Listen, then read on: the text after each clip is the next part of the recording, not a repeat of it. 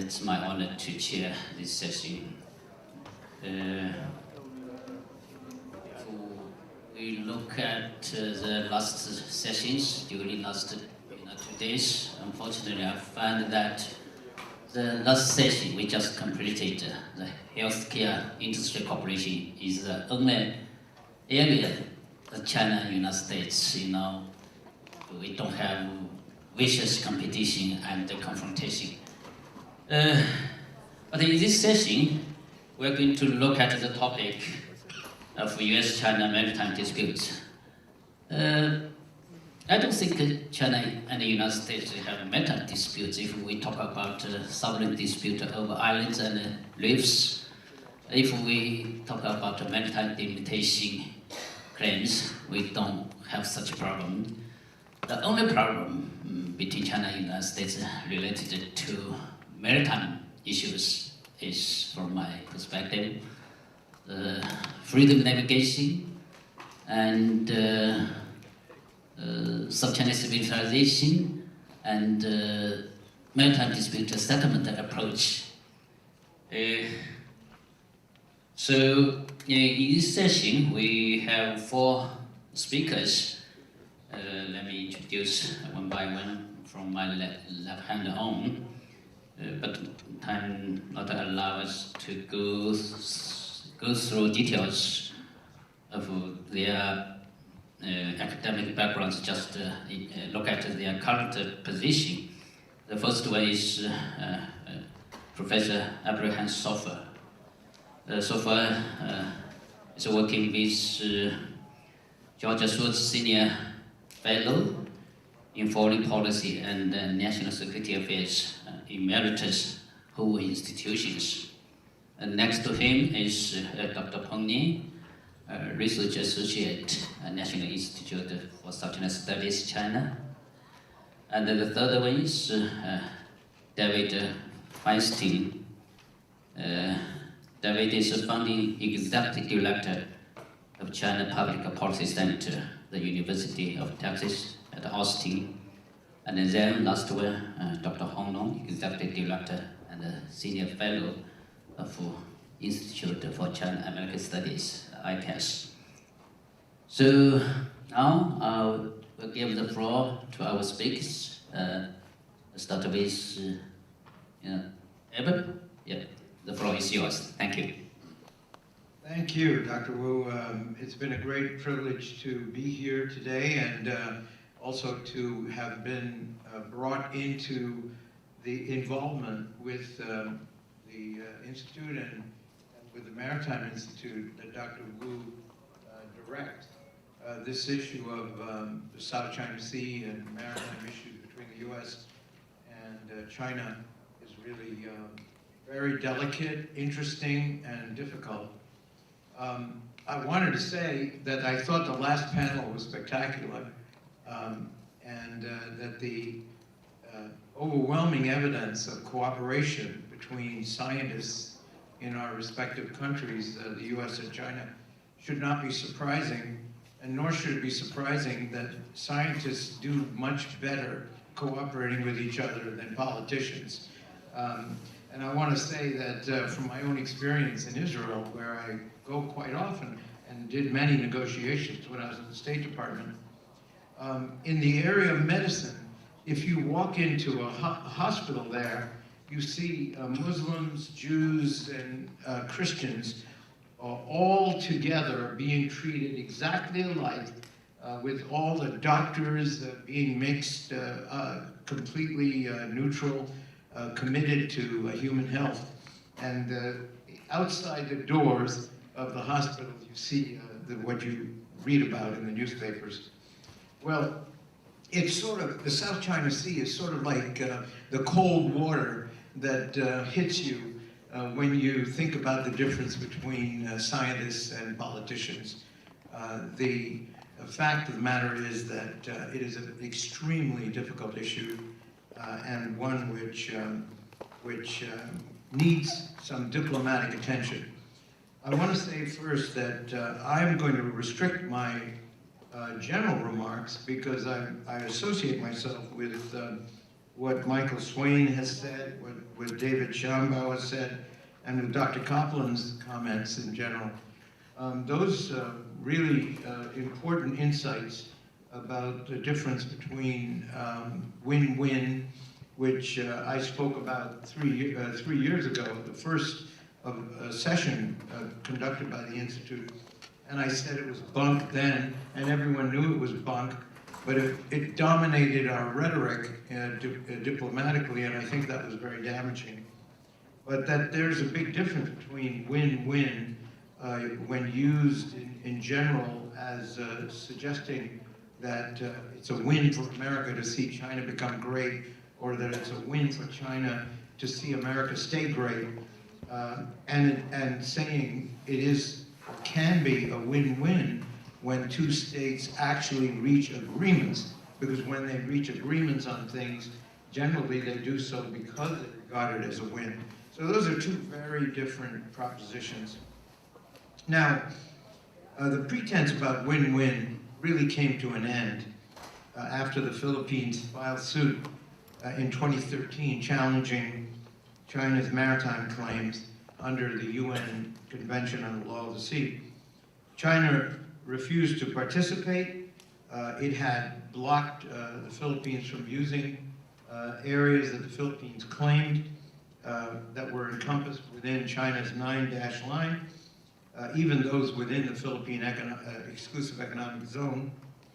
Negotiations that proved fruitless, and then when the Philippines filed their unclosed claim, China refused to appear and took full control of the disputed areas by building some 20 military bases on sites claimed by the Philippines and other states. Now, the U.S. reacted to China's actions like the proverbial preacher who can't practice what he preaches. We reminded China of its obligations under UNCLOS, even though we haven't even ratified UNCLOS. And we also told China to obey what the tribunal had said, even though we do not obey tribunals when they take jurisdiction over cases that we think they don't have jurisdiction over. So U.S.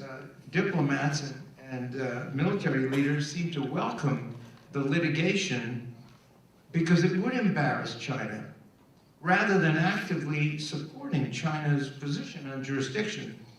They failed to anticipate that China would feel obliged to demonstrate its rejection of the tribunal process, would take full control of the disputed area by force, and would be able to convince a new Philippine government to accept China's de facto control. Well, China, too, in my view, demonstrated a lack of sincerity and mistaken judgment. Its use of power and massive reclamation and building program has costs that I believe are far greater than the benefits. While China may genuinely believe it has sovereignty over all SCS areas within the 9-dash line, few others agree. Anyway, China went far beyond protecting its sovereignty claim. By forcefully engaging in reclamation and building programs, it could have simply disregarded the tribunal's decisions by maintaining control over the area at issue without abandoning its policies of patience and restraint. Its use of force in the South China Sea differs in kind from all China's other international activities. States compete. They take advantage of each other whenever they can. But as China has often insisted, they should use force only when necessary and only proportionately to the threat they face. China has consistently opposed the use of force, but now finds itself in a position where it poses a threat to all of its SCS neighbors. At this point, the relationship between China and the U.S. has deteriorated so seriously that any effort to solve disputes seems to be viewed as hopeless. we have gone full circle from win-win to win-lose.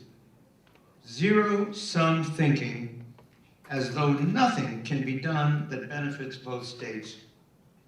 The U.S. has taken some steps to pressure China to change course in the SCS. It's excluded China from naval exercises, military exchanges, conducted freedom of navigation operations, and it has sought to rally China's neighbors and U.S. allies against China's conduct. But such measures, without diplomatic engagement on this issue, will not cause China to alter its posture. So what can be done? And I am going to put before you some thoughts about a structure within which China might be willing to participate in a reversal of its South China Sea policies without giving up its maritime claims. The possibility exists only because it would be in China's interest to do so.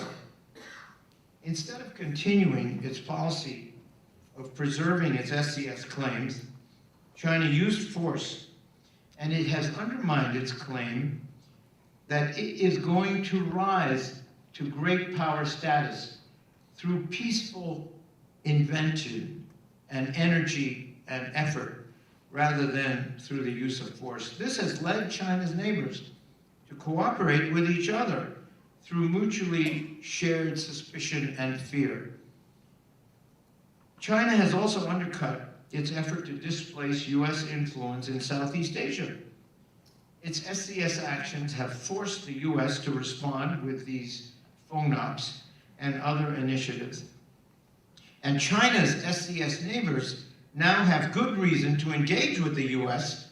on how to curb China's ambitions.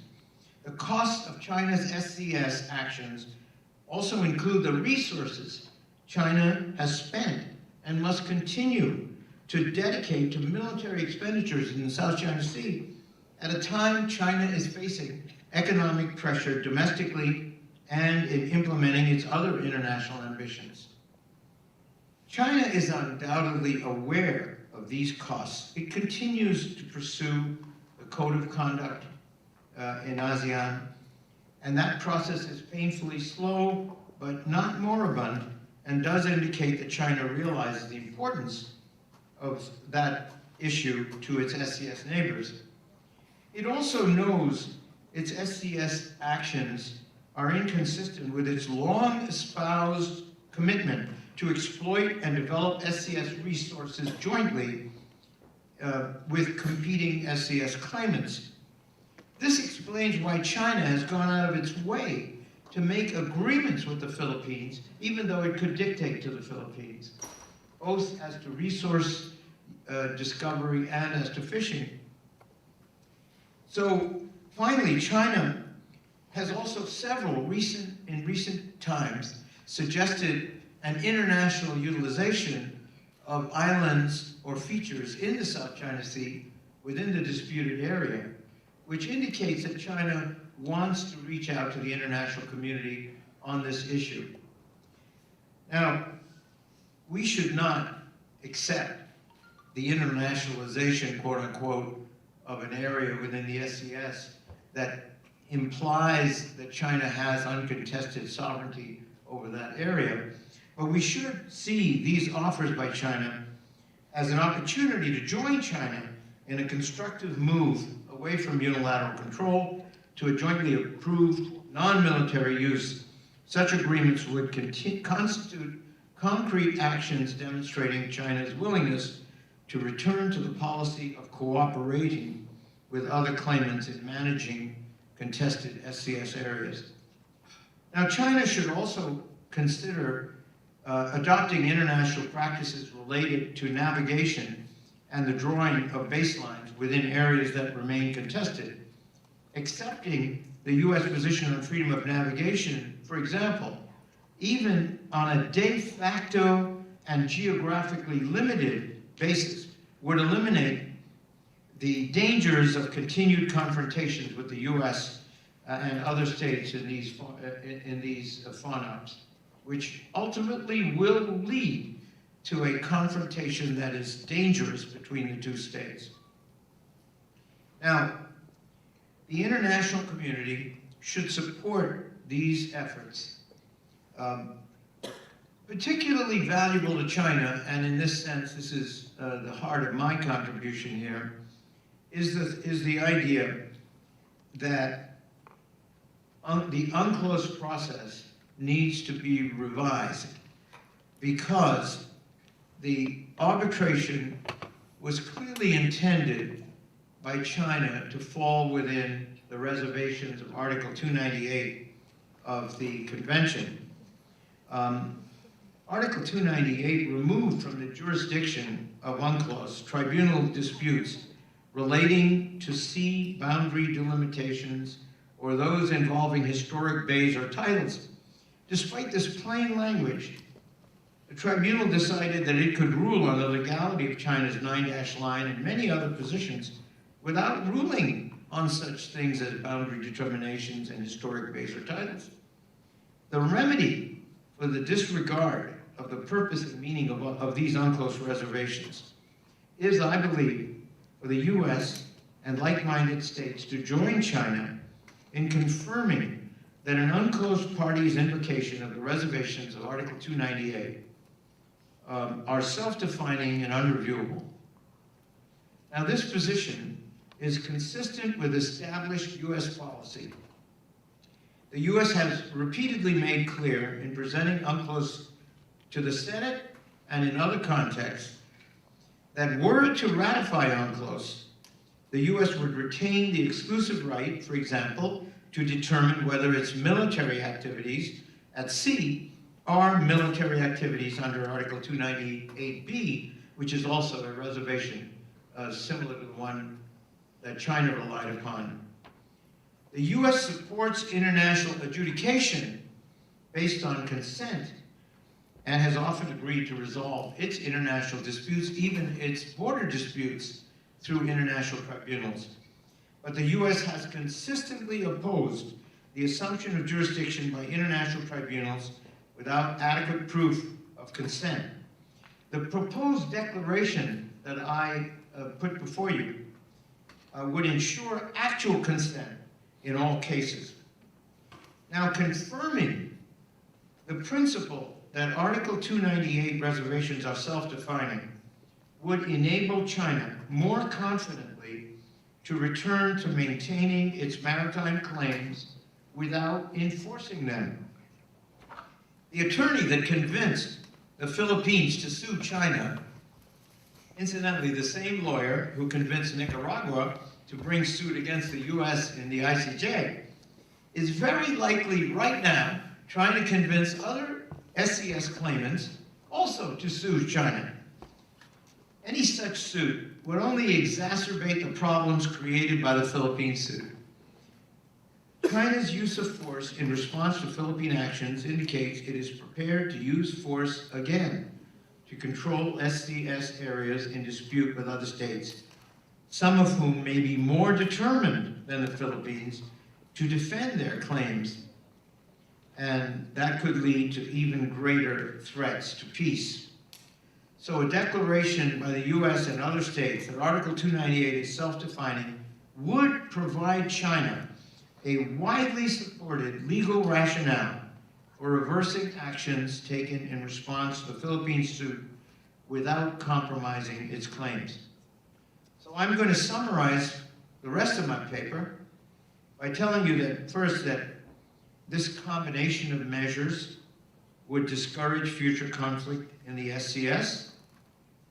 The proposed declaration would also serve the interests of China's competing claimants, including the Philippines, because they should welcome China's reversal of SCS actions and a marked reduction in the possibility of future Chinese military action.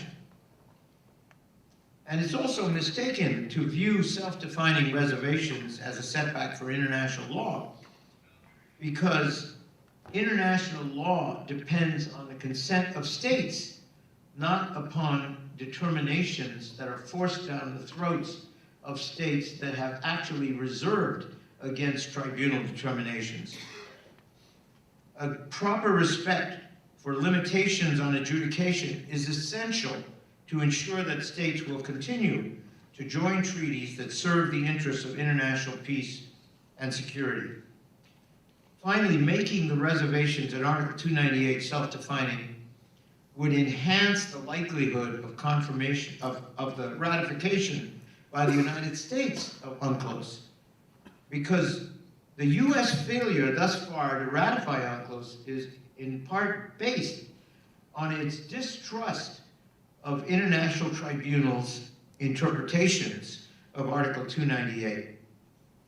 So, while UNCLOS is written in a manner that seeks to preclude states from being able to prevent adjudication of the scope of the Article 298 reservations, no treaty can, as a practical matter, prevent states in sufficient number from modifying its meaning by ratifying on specified conditions, and amending the treaty in this regard would be a viable option as part of a declaration in the SCS.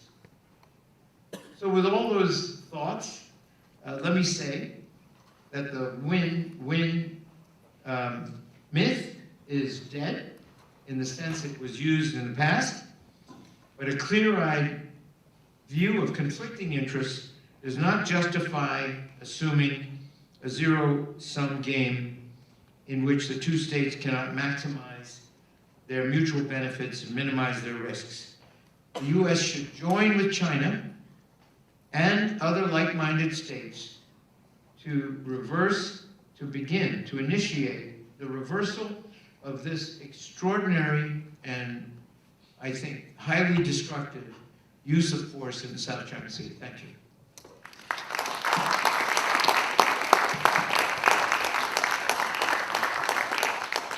Thank you, Ed. Glad to hear you said that China and the United States will work together to promote amendment of UNCLOS, particularly Article 298. And you also suggested that the United States should ratify UNCLOS. Then we will have this, equal base to discuss maritime issues. Thank you. Dr. Peng. Good afternoon, everyone. Thanks very much for the invitation of Emory University and ICAS. It's a great pleasure for me to give a talk here. My topic is how to solve the security dilemma between China and the United States in the South China Sea. I attempted to answer three key questions: what the dilemma it is, and how it has formulated or evolved, and how to solve the security dilemma. My argument is that there will be more intense military competition between China and the United States in the South China Sea in the near future. But both sides have to cooperate on managing the risks of the potential conflicts in the region. Security dilemma is a core concept in the IR theory, probably maybe you may know. It means that the state's efforts of strengthening one's military power usually leads to the similar reactions of the other states, the neighboring countries in particular, and thereby causing arms race and even the conflicts in the region. When we take a look in the South China Sea, we can find that both China and the United States are caught into a security dilemma. For instance, the United States wants to prevent China from expanding military presence and even establishing an exclusive leading power in the South China Sea by conducting the frequent FinOps and holding military exercise with allies. While China has also taken a series of countermeasures, such as warning away the U.S. warships illegally entering Chinese waters and enhance its military deployments in the South China Sea. So generally speaking, from my perspective, the security dilemma between China and the US in the South China Sea is jointly determined by the narrowing power gap as well as the rising mutual distrust between the two countries in the region. There is no doubt that the power gap between China and the United States in the Asia Pacific has been narrowed down in the recent years because of the China's rising sea power in the region, as well as the U.S. relatively declining power in the Asia Pacific. The most important consequence of this changing power structure between these two big powers in the region is that the United States, which is in the declining side of the power structure, is increasingly aware of losing its hegemonical leading power in the region, and thereby introducing provocative policies and actions in order to contain China at sea. While China, which is in the rising side of the power structure, has strong momentum to change the status quo, as many American scholars concluded, so as to maintain its sovereignty and protect its national interests. So in the near future, I think that the power gap between these two countries will be further narrowed down, because we can see that China's sea power will still rise. And although the United States proposed the pivot to Asia strategy, as well as the Asia Pacific rebalancing strategy, many experts concerned about the U.S. efforts of withdrawing from the Asia Pacific. So in the near future, the power gap between these two countries have narrowed down, and the United States will take more tough actions to contain China, and China have no choices but to retaliate.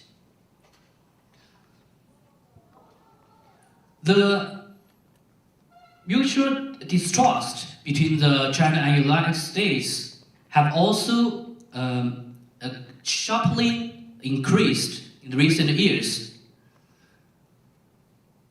For instance, the United States proposed 3 important government reports and perceived China as a strategic competitor, and this is a huge shift in the U.S. assessment of China, because in the previous U.S. administration, China is perceived as a lizard friend, not the enemy. But now China is definitely as the strategic competitor of the United States. But China also thinks that the United States is the main threat of China's national security. So we can see that there is a growing mutual distrust between these two countries.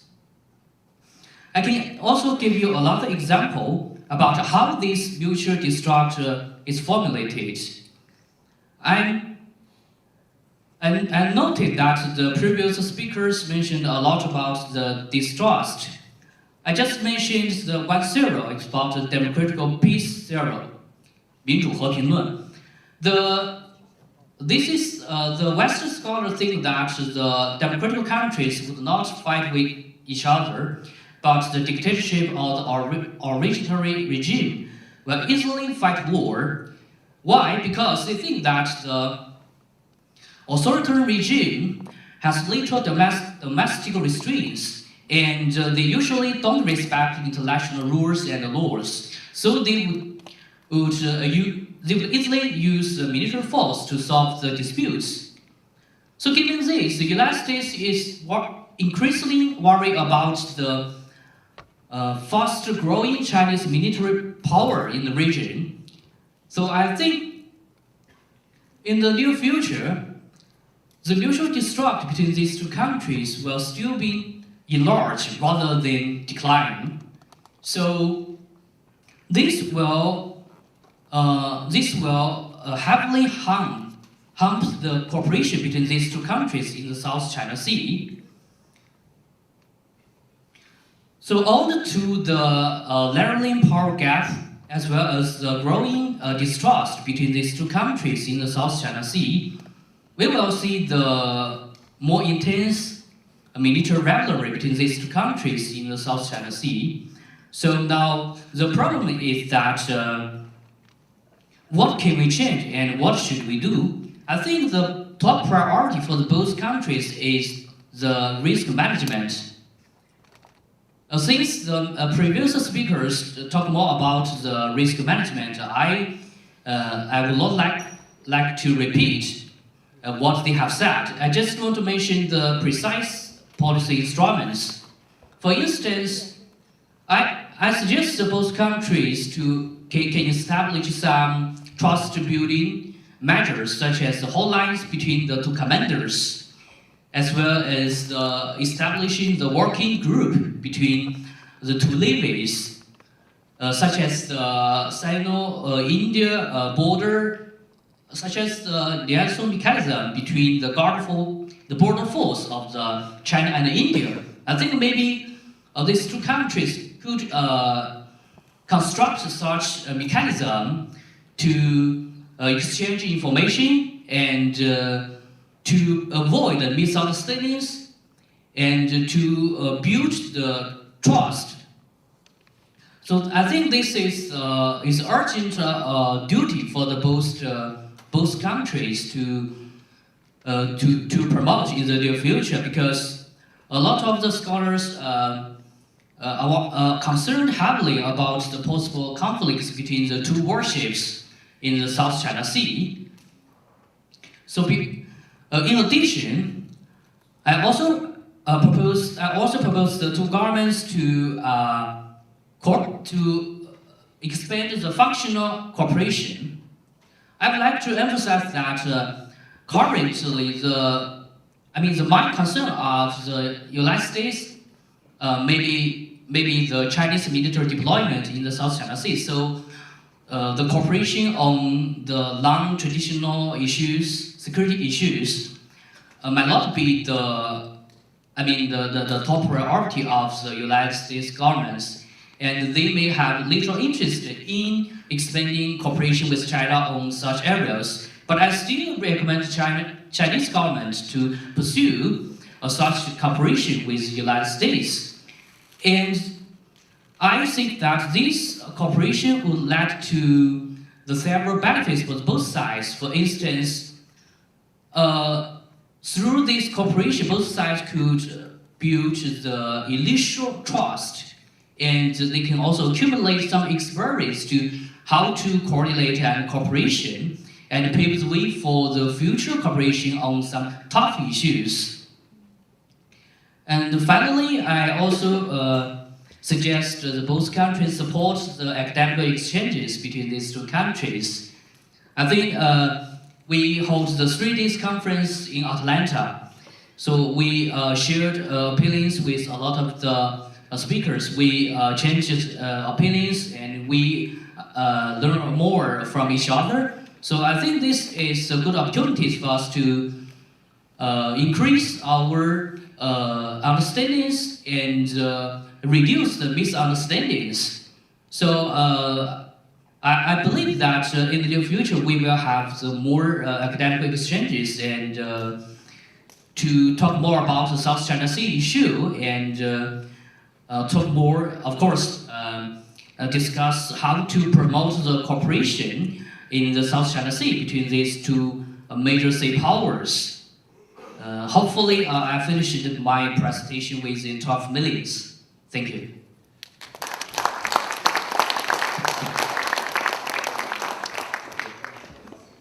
David, look forward to seeing your perspectives. Thank you. Thank you so much. It's an honor to be here, and I'm very thankful to all the organizers and sponsors. I will keep my initial round of thanks short so that I can pack a lot into my presentation. I want to talk about 2 topics. One is the issue of the South China Sea, which we've been discussing, and the other is a broader look at what I think are some of the structural issues in U.S. China relations that undergird a lot of the conflicts, and I'll say a little bit more about that. But first of all, let me say a few words about the South China Sea. The South China Sea issue obviously remains a contentious issue between the United States and China. To some degree, it has been displaced a little bit by the trade war, if you will, the trade issues between the two countries, but it continues to pop back into the news in different ways. in terms of ships coming too close to each other, planes coming too close to each other, and other types of dangerous and alarming episodes. A lot has been said and written about the South China Sea. We have some tremendous expertise here on the panel. And so the question I've posed to myself is, what can I say, or what angle can I take on this topic that's a little different than anything that we've done so far in this conference, or that's generally discussed in these types of discussions? The angle that I want to take is to talk about the strategic assumptions that undergird policy and actions on the part of the two countries. We talk a lot about the policies, we talk a lot about tribunal decisions, we talk a lot about military issues, the potential for conflict. What we don't do enough, in my judgment, is talk about the undergirding thinking and assumptions that are going on each side that actually color the thinking and ultimately the actions of the two countries. So what I want to do here is just raise basically 4 questions. And these are questions that I don't seek to answer during this session, because I think to go through even the 4 questions would take a long time. But it'll give you an example of the types of issues that I think are not discussed enough, and where I think conferences like this could focus very fruitfully. So the first question that I ask, and again it goes to the question of assumptions, is the issue of does the United States and does China actually want to solve the issue? Do the two countries actually want to solve this issue? Or, alternatively, is the solution to the issue that could occur within the constraints of reality actually more problematic than the problem?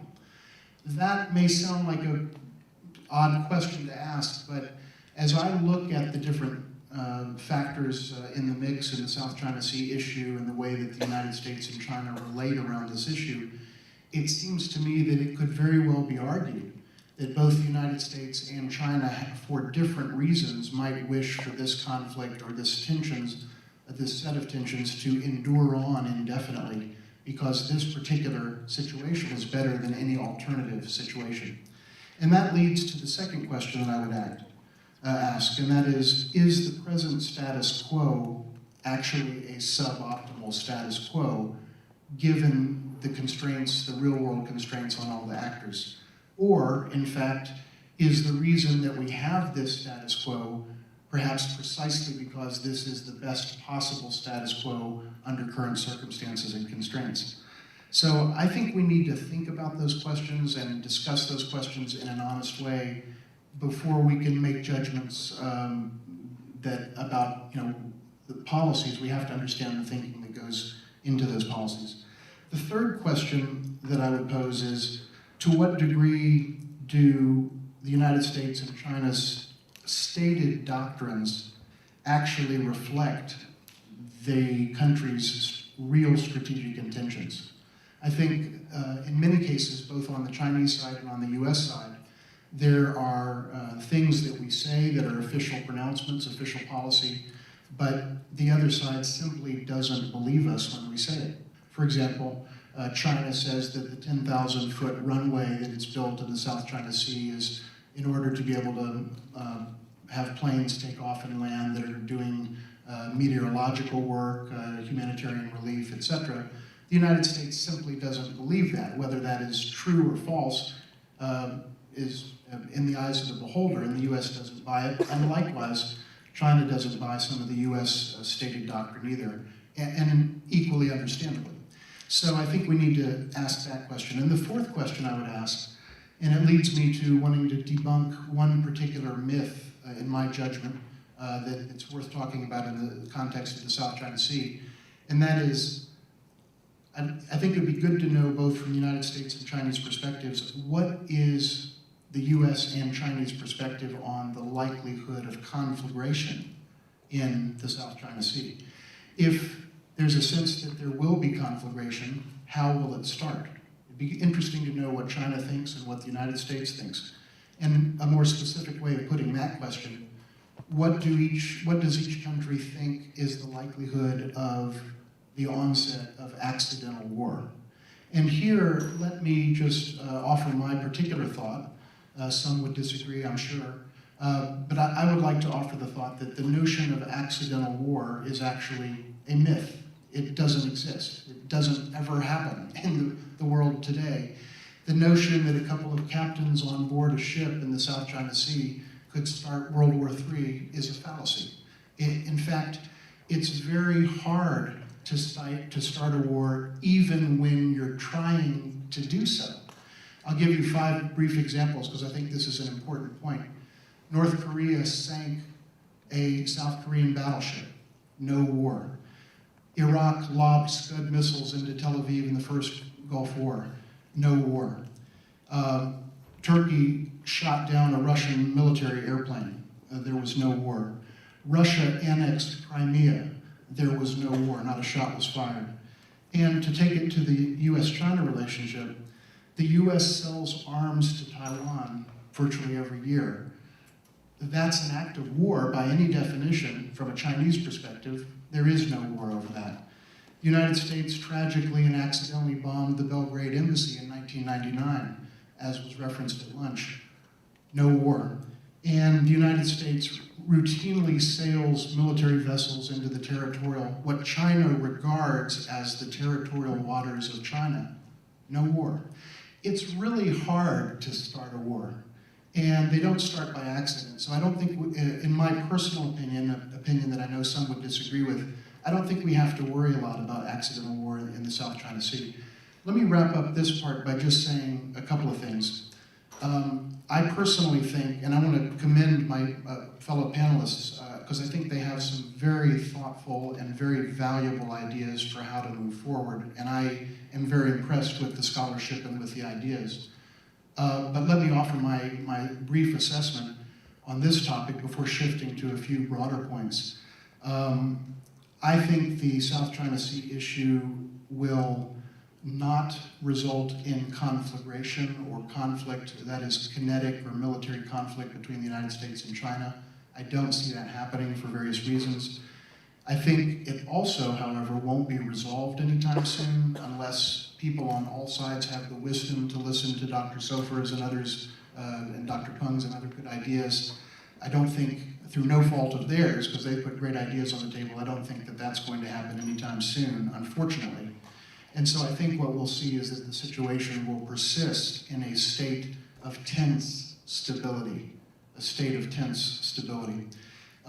So that's my assessment there. But let me just shift briefly in kind of the second half of my presentation to make a few broader points about things that actually haven't been discussed at all today or over the last couple of days at the superb conference that many of us have been involved in. And I've been struck by the tremendous caliber and quality of the presentations across the board. But there are a few things we haven't talked about, and I want to raise those here. They're not just about the South China Sea issue, but they relate very directly to that and to others. In my judgment, the South China Sea and other issues on the U.S. China relationship agenda are actually, in many cases, symptoms of much deeper issues in the relationship. They're issues, they're problems, we talk about them, but they're actually not the core problem. And they're not at the core of where these tensions and mistrust in the United States-China relationship are coming from. So I think there are some structural dynamics in the U.S.-China relationship that you have to understand and that are almost never discussed. And I want to do so briefly here, in order to be able to attempt effectively to get at some of the problems, the symptoms, if you will, that we've been talking about. So let me list what I think are, in my judgment, 7, to some degree, interrelated structural issues or sources of structural tension in the U.S.-China relationship that cause a lot of the problems that we see in many other facets of the relationship. I'll try to be brief because each one of these could be an hour-long presentation. And since I only have 7 hours and not 8, I can't do that. But let me just be brief.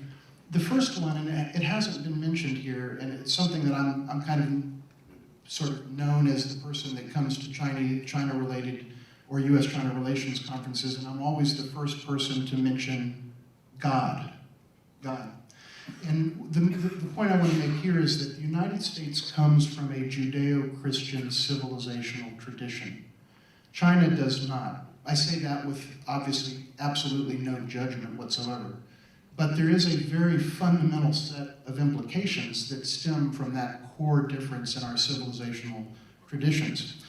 And I'll go through those, but the fact that the US is coming at things from a Judeo-Christian civilizational perspective makes our lens on the world and on China very different from China's lens, which comes from a humanistic tradition rooted in, among other things, Confucianism and other indigenous, very profound bodies of thought in China. That's one. One of the things that flows from that is my second point. US foreign policy gives expression to values. Chinese foreign policy does not. And I don't mean that pejoratively. I don't mean that in any way as a negative statement. What I mean is that if you look at what presidents say and what foreign policy doctrines say, the United States is very proud to stand for certain values. But Chinese foreign policy focuses exclusively on one type of thing, and that's procedural principles, or process principles. And you can see where the moral dimension of the Judeo-Christian tradition comes through in our emphasis on values. And with equal validity, the humanistic tradition that China has generates a focus on human transactions rather than values. In fact, that was noted by Yao Yao in a very fine presentation yesterday. So it's not that US foreign policy values are different from Chinese foreign policy values. The difference is that US foreign policy espouses values and Chinese foreign policy does not. It's a values-free foreign policy. By the way, no less valid than the US foreign policy, but it's values-free. That's the second point. The third point is that there are competing dualisms, or different dualisms in the United States and China. The dualism of the United States is a dualism of superiority, and it comes from Adam and Eve and the apple and the Bible. It's the idea that there is good in the world and there is evil in the world. That is our dualism. China has a very different dualism, and it leads China to a very different way of thinking about the world. It's the dualism of yin and yang. One side is not better than the other. You need both. They're co-equal. There is value in both sides. One is not morally superior or inferior to the other. This gives rise to China's way of looking at the world, in which China says, and nod your head if you recognize this kind of language, you don't bother me, I won't bother you. You don't tell me what to do, I won't tell you what to do. You don't tell me what kind of system I should have, I won't tell you what kind of system that you should have. Does that sound familiar? Yeah, it does, because China's coming at fundamental international relations issues from a fundamentally different civilizational place. So the dualisms are different. Let me make a couple of other quick points to finish out this list. Number 4 is the issue of symmetry. There's a very basic point that has not been made in these discussions, and that is that the United States is comfortable with asymmetry. We're very comfortable with asymmetry. Where can you trace that back to? Adam and Eve and the apple and the Bible and the notion that there is good and evil. And though we tend to one side, we want to weight the scale on one side. It's not about balance, it's about right or wrong. And so genetically, Americans are comfortable with asymmetry. At a civilizational / genetic level, Chinese civilization and culture is not comfortable with asymmetry. And I would argue that the fundamental dynamic between the United States and China right now is a convergence toward a desire for greater symmetry, but without a huge amount of thought having been invested yet as to what that really will look like. Let me just make one point.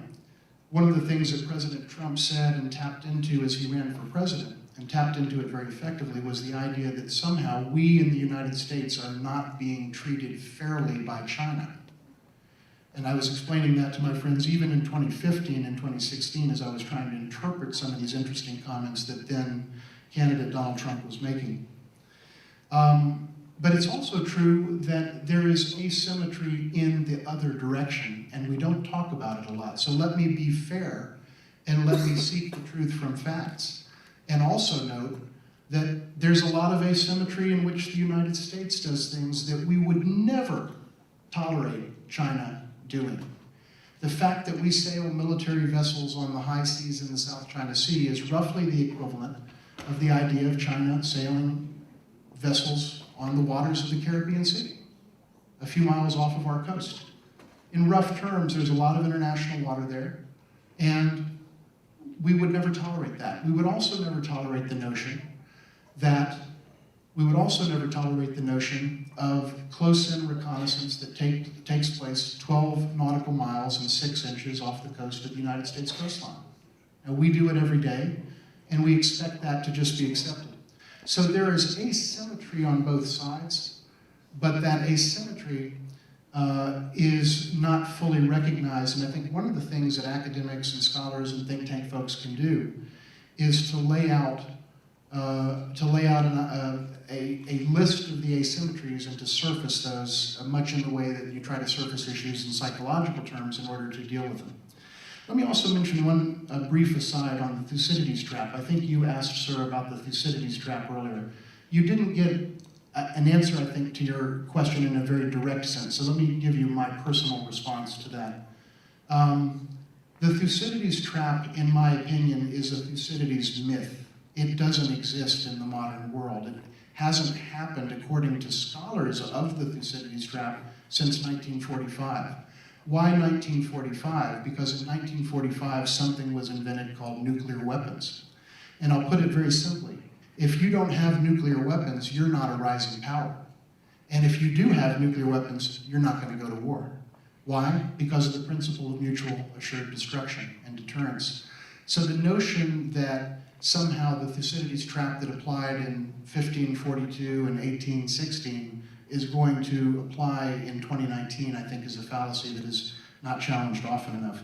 Let me be very brief and conclude here. A couple of final points. Unipolarity flows out of the asymmetry. One word, I won't dwell on it, one word that's not been mentioned at all in these 3 days, but I'll mention it, and I talk a lot about it, exceptionalism. Relations between countries are complicated when both countries self-define as exceptional, as the United States and China irrefutably both do. And so you've got two exceptional powerhouses, and that's going to create sparks. Finally, rules. It's not just that we disagree on the interpretation of the rules, we often disagree as to whether the refs should be on the referees should be on the field officiating in the first place. We think the rules apply for trade and for UNCLOS, even though we're not a ratified signatory, but we don't think they apply to armed conflict. China thinks they apply to armed conflict. They don't think they apply to UNCLOS, even though they are a ratified signatory, and we just don't agree where the rules apply. Here's a good one-sentence summary. Both the United States and China disregard the rules anytime we think it's convenient to do so, for the most part. The final thing I'll just say is, to conclude, these are difficult issues, and they're reflective of South China Sea and so forth. They're reflective of deeper problems that we don't talk enough about. Under the presidency of President Trump and President Xi, some of these issues have come to the surface to a much greater degree. It means that U.S. China relations are going to be complicated, but it does not doom U.S. China relations to failure. I agree with Dr. Peng that what was a large gap in power has been diminishing rapidly, and that's one of the issues that is challenging, because when the gap is great, it's easy to manage these issues. When the gap shrinks, it becomes harder. We need to communicate better. We need to communicate more honestly than we often do. And I agree with President Carter's excellent idea to create an eminent persons group.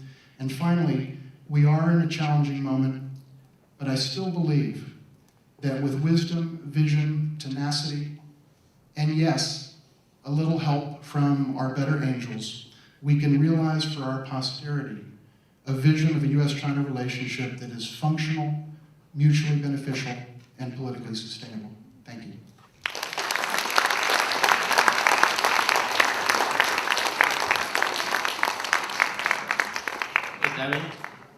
No, please. Thank you, Dr. Good afternoon, everyone. I'm happy to see that most viewers are still awake. Allow me to bring your attention for the very boiling hotspot, the South China Sea, to the very high north in the Arctic. The reason I'm giving this talk is the emergence of the Arctic as a region of political economic opportunity does provide a new dimension to add to the existing U.S. China relations in the maritime domain. So the rationale of this talk, after giving you an overview of how the United States and China interact with each other in the Arctic, might bring some implication to managing their differences and divergence in the South China Sea. So I would like to start with giving you an idea of different roles that the United States and China plays in the Arctic. It's very important to define their role before looking at how their behavior in each other, in each regions. So the United States is a very important Arctic leader state, enjoying a very important seat among the 8 permanent members in the Arctic Council, while China is a non-Arctic state, but also be granted as observer status together with Japan, South Korea, Singapore, and India back in 2013. And there are 2 international regimes that governs the treaty, governs the Arctic. Both the United States and China are signatory to the Survival Treaty, one signed in 1924, the other signed 1 year after. And the other very important treaty governing the Arctic is the UNCLOS, as was mentioned, while China is a signatory and the United States on its way to ratify the Lausea Convention. And then there are 2 internal or domestic policy govern the individual's Arctic policy. For the United States, they have an U.S. Arctic region policy in 2009, and the national strategy for the Arctic regions issued in 2013. And for China, though it was granted as observer in the Arctic Council, and only in January 2018, they issued its first Arctic policy white paper. This is the general framework. So if you look at the U.S. Arctic policy, it's important to understand it actually vision among many of the policy, very importantly for the United States, because it's a littoral state. So meeting the U.S. national security needs priority, and also looking to protect the Arctic environment, also its living and non-living resources, and then also have interest in maintaining and securing the interest of indigenous people. For Chinese perspective, because it's a non-Arctic state and certainly has interest in, for instance, in shipping through the Arctic, in participating in the management or exploitation of resources in the Arctic, and also have a lot of interest in involving itself in the polar research in the Arctic, and also together with its effort in Antarctic. And it's also very interesting to know that there is a very similar interest for both the United States and China, because both their policy focus a lot on cooperation. But for the United States focus, looking at the cooperation among the Arctic members, the Arctic Council members, with Canada, with Russia, with Sweden, Iceland. But for China, it's looking at the cooperation from linkage between the non-Arctic state, the one that China is one of, and also with the Arctic member state, the United States one of. I want to talk a little bit about how the United States view China's Arctic policy, which was issued in January 2018. The reason I'm talking about it because when China issued this Arctic policy in January, immediately after that, there was a lot of media coverage about how they view the intention of China's Arctic policy. And I look at how Canada view and how Norway and other Arctic states view the Chinese Arctic policy. It's very interesting to know that some countries are more cautious about China's intention in the Arctic, and some countries are holding a more welcoming posture. For the United States, very interesting to know that it's in the middle way of positive and negative response. So it's difficult to draw on the Trump administration's Arctic policy today. I think it has too many to deal with. It doesn't actually have too much yet to focus on its policy on the Arctic. And there are some concerns that China working too closely with Russia will begin to dominate the Arctic, which is not something the United States want to see. And among many of the American scholars who look at the Chinese Arctic policy, there is an increasing call for continuing the United States leadership role in the Arctic issues. And there was also a call for the United States to strengthen its operational capacity in the Arctic. And some people concerned that the Chinese new Arctic strategy will challenge the U.S. dominance in the high north. And also in following very closely with Chinese Arctic policy, I think there was a lot of discussion among the United States Coast Guard and the call for building more icebreaker in the Arctic, and a lot of attention given to Chinese activity in this region. So to understand how China view how the United States view Chinese activity in this region, it's very important to understand for China and other non-Arctic states like Japan and South Korea, in order to get observer status in the Arctic Council, it's very important that all these non-Arctic states have to adopt the new criteria, which means that all the states, they have to respect the sovereignty and sovereign claims, no matter it's from the United States or Canada, Norway. That's the fundamental principle that all these countries, including China, have to respect. That's the principle that have to be taken care of. And I want to look at also how China's engagement with the Arctic states compare with its activity or engagement with the United States. So China is very actively engaging, especially on the research perspective, and also for the resource development as well. There's a lot of ongoing, very active engagement between China and the North Arctic, for instance, with Iceland, with Greenland, with Norway, with Russia, with Denmark, with Canada, Sweden, Finland, whereas the United States. And I think I have to say that the United States always keep a very low profile in its governance in the Arctic. Let me give a few data. So among the Arctic nations, the United States interests invested very little into its Arctic resources, with no real ports along Alaska, and with very little military presence compared to Russia's military presence. And also there is insufficient domestic engagement. For instance, the Department of State, there has not actually retained an Arctic special envoy or to replace the recently retired Deputy Assistant Secretary in charge of the Bureau of Ocean Environment. There was, compared with other states who have a special envoy or ambassador to the Arctic, I think the United States has not done enough in this line. So if we talk about the U.S. engagement with China in the Arctic, basically we're not talking about the United States as a whole. We're talking about how China engaged with Alaska, because Alaska is actually occupies a very strategic location alongside the Bering Strait, and which provides a very key maritime gateway to the Arctic. In Alaska, you have resources, you have fishery resources, and also have indigenous people's interests there. So let me give a few very brief data on how China engaged with Alaska as a state. China is the largest trade partner and export destination of Alaska since 2011. And Alaska export to China amounts to $1 billion back in 2016. And there potential for cooperation in energy and mining. And there was a lot of discussion with China's not living resource, especially gas and liquid gas company with the Alaska's companies. Although there's no financial term, but there's a lot of discussion, and MOU has been signed between China and many companies in Alaska. So I would like to add one fact.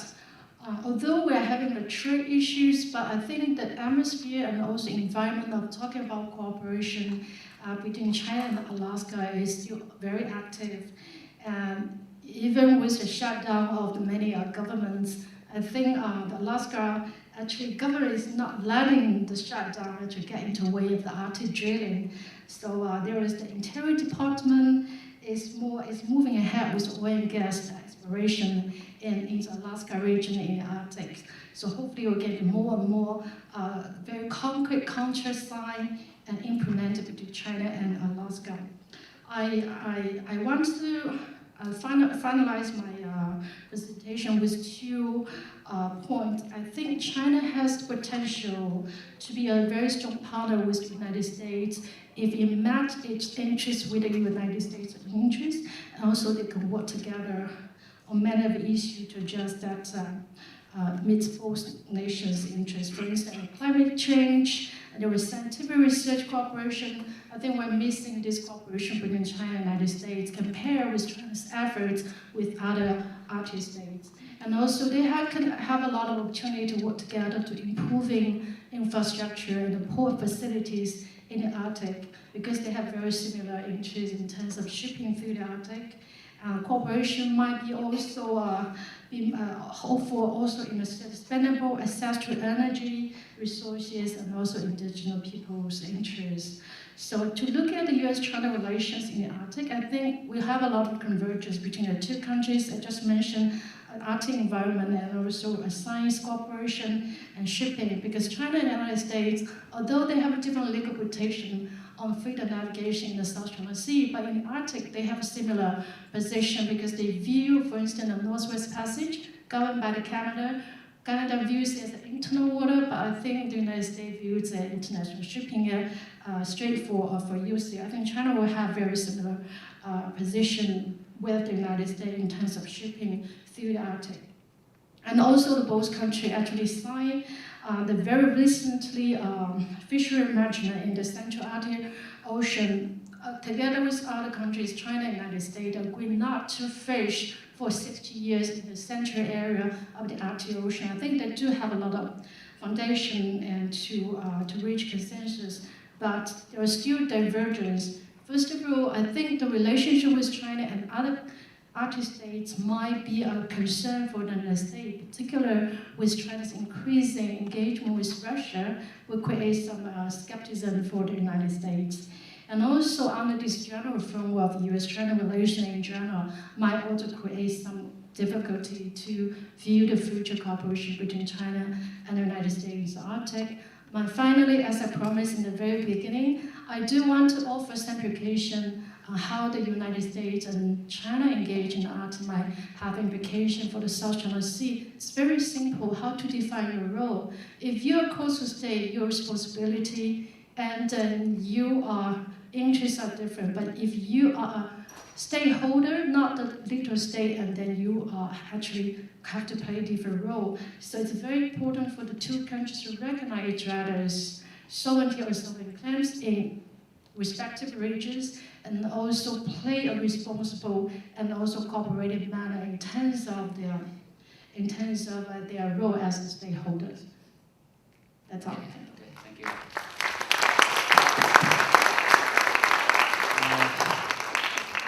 Since time for this session is almost up, I guess we have a couple of minutes to go, so we still have time for questions. May I give the privileges to our speakers to ask questions each other or offer your comment, if you have, before I open the floor to our audience. No? The audience question? Raise your hands and yeah. Bob? Microphone, Bob. Yeah.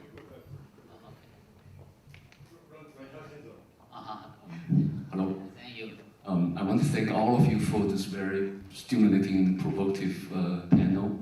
I'm wondering if you all agree with a hypothetical solution or non-solution by doing nothing about global warming, so that one day sea level would solve all the problem at the expense of sacrificing New York City, Shanghai, and possibly Savannah, Georgia. So this is non-starter. Second question is related, I think I want to borrow from David, which is a very stimulating question, also by doing nothing, freeze the status quo, which is perhaps the best option to any alternative, if it's not doable for anything. Now, do you think that if we should go beyond the South China Sea issue by looking at the broader picture, particularly how the Chinese engage with multiple neighbors and resolving almost all the border disputes over the decades, including Russia, India? India basically has a testing case last year. There is a breaking point, and then both sides backed off. And these are mostly bilateral relations China settled, at certain times sacrificed and giving up its own territory to North Korea, to Burma, and in multiple cases, the Chinese successfully resolve or freeze or shelve those issues. And there are multilateral resolutions like Shanghai Cooperation Organization with the 5 Central Asian states and Russia. So those cases are successful cases. China did manage to prevent the escalation of those crises. And there were wars, there were conflicts, but over time they were all resolved. So South China Sea somehow become an obsession in this country, and camouflage of the bigger picture. So I'd like to see if we can learn anything about conflict resolution, prevention, and management. Thank you. Any more questions? Well, Yeah, Bob, yeah. I don't, Dr. Wu, could I? Yeah, just a moment, please. Well, please, I defer to the speaker who wants to respond to. Well, I don't agree that tension and stability go well together. I think our experience in life and in politics and international relations all support the proposition, and the history of China's border relationships also supports the proposition that while you might not have a war, an all-out war, say a nuclear attack or something like that, that doesn't define what you're trying to avoid.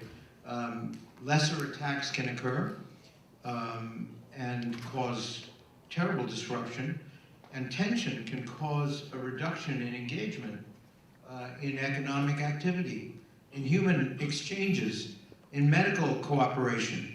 So you have to think constructively about these things and try your best to resolve them. You won't resolve all of them, but I think China's done a marvelous job at resolving its border disputes, its land-based border disputes.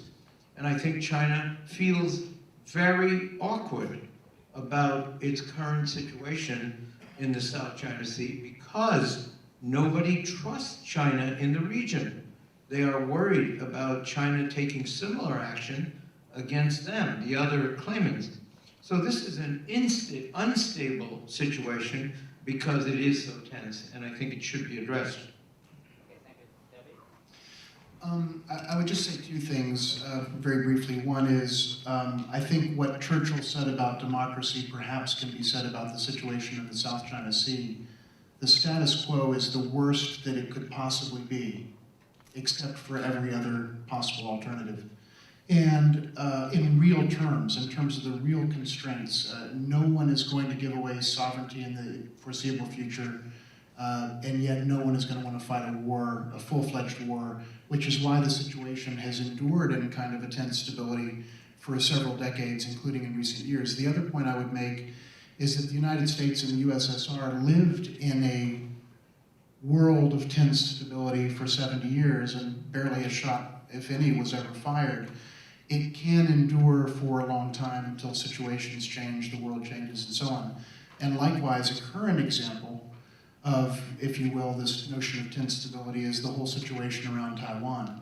Now that's a separate discussion, but what can't be argued is that over the last 70 years, the situation has remained generally, or at least let's say the last, 40 years since normalization, the switching of diplomatic relations, the situation has remained more or less recognizable over a long period of time, and yet it wouldn't be possible to say that it's not a tense situation. So I think that tension can last a long time without necessarily exploding into conflagration. I'm not saying that's the desired outcome, but it certainly is something that we've seen many times over the years with powers that have 10,000 nuclear weapons each. Okay, thank you. Last question, Bob. At the risk of a rather crude cynicism, and perhaps Judge Sofair would disagree with me. My experience in Washington, D.C. was that in some cases resolved questions are a recipe for unemployment, and that the permanent maintenance of unresolved questions is what half of the city depends on to make its living. And I wonder whether in some cases unresolved questions internationally develop their own constituencies, which who define themselves and their reasons for being or their budgets around the permanence of those unresolved questions. And in that sense, they take on a life of their own, which, unless somebody does something really stupid, can go on for a very long time. But I do have one final, very naive question and one more little observation. The naive question is, why doesn't China just invite the world, including the United States, to sail wherever they want, as long as they stay 12 miles offshore? It implicitly says there are waters, we've already claimed them, it's our sovereignty, you're welcome to go anywhere you want. Sail your destroyers up and down, fine. Take a cruiser, take an air, doesn't matter, it's our waters. But, so that's my naive question. My other concern, though, is that when we talk about opening the Arctic to the kind of shipping that China and the United States conducts, I mean, I live on the edge of Puget Sound. I live where all the ships coming from Asia go right by my house on the way into Puget Sound. It is a vast traffic. It may be added to by Canadian coal shipments in the very near future. As we look at the Arctic, how are the great shipping powers of the world going to deal with the fact that one single oil spill, one single naval accident up there can do just unthinkable environmental damage? And what is being done between the United States and China, or on a more global basis, to deal with that obvious challenge which exists under very inhospitable conditions? The Arctic is not the Gulf of Mexico, for example. Thank you. Okay. Who would take about this question? You? Okay, I'll respond to the first question proposed by Professor, I don't know your name, sir.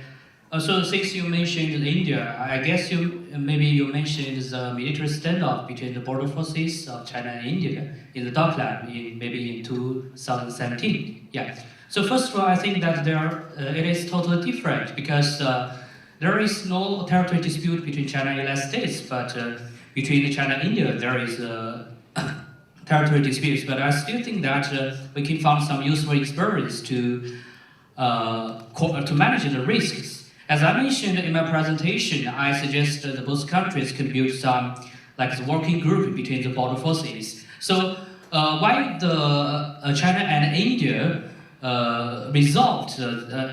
closed the military standoff in the Doctrines, I think the most important reason is that there is a mechanism between these two border forces, and it can prevent them from escalating the conflicts. This is the first reason. The second reason is that there is an agreement on politically solving the border dispute between the two governments. So I think if we can draw some experience from the China-India border issue to the Southeast Asia, the first is the mechanism. The second is we may reach some agreement on peacefully coexistence in the South China Sea or some, on some other kind of. I think maybe this is a possible way for us to push forward in the near future. That's all. Thanks. Thank you, Honor. Yeah, very quickly respond to Dr. Cobbs. Your question is not naive at all. If inviting the shipping to sail through the China Sea and other less sensitive times is certainly possible, but right now, with the hostile environment in the South China Sea, any shipping or navigation in this region with the help of freedom navigation actually adding a lot of political agenda to the existing legal regimes. So that's the issue. And also, I really like your point about the future potential risk to the environment if sailing through the Arctic. And you are very right. A lot of countries like China, South Korea, and Japan, whose economy depend a lot on international trade, shipping trade, they are looking to have a lot of enthusiasms in shipping through the Arctic. But if you talk to other leader states like Canada, they will tell you that they're not ready in terms, for instance, search and rescue efforts. And you might experience, because harsh weather, very technical issues, and any potential risks associated with shipping through the Arctic, and they are not actually ready for that. I think that is where exactly the area that non-Arctic states, including China, can actually cooperate with the littoral state to make it like a common agenda to address the potential environmental problem, such as always view, as you just mentioned. Okay, thank you. Time is up for this session. Before I conclude this session, please join me in giving thanks to our speakers. Thank you.